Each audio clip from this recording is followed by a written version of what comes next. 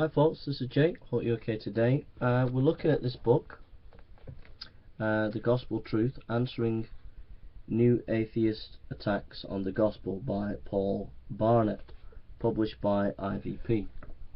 Now in this series I will be sharing my own research that I've done, and so there'll be some videos where I move off from this book into my own studies that I've done, and I'll let you know when that's the case. But we'll read page 26.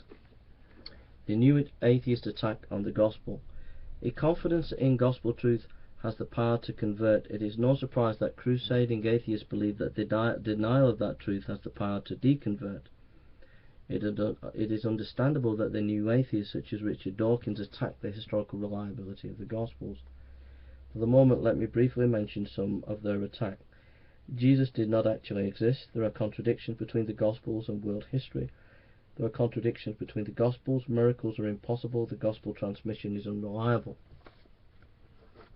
Dating the New Testament. Jesus was born in 6 BC, was crucified in AD 33. By AD 40, the wider population of Antioch in Syria had invented a name for a new sect, calling its members Christians, literally followers of Christ.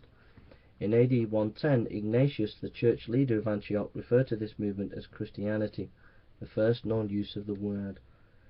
What then did Christianity teach? Ignatius has this to say about Christ in what seems to have been a simple church creed. Jesus Christ was of the stock of David, who was from Mary, who was truly born, ate and drank, was truly persecuted under Pontius Pilate, was truly crucified and died.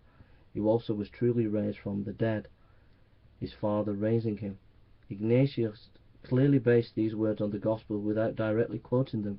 In fact, Ignatius knows 3 of the 4 Gospels, and we find echoes of their words scattered throughout his 7 letters. This leads us to conclude that these Gospels were in circulation before Ignatius wrote his letter in AD 110.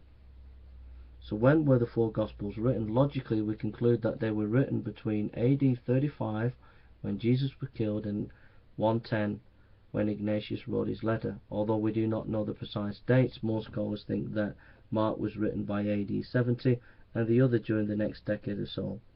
This means our earliest Gospel was written about 35 years after Jesus, and the others no more than about 50 years after him.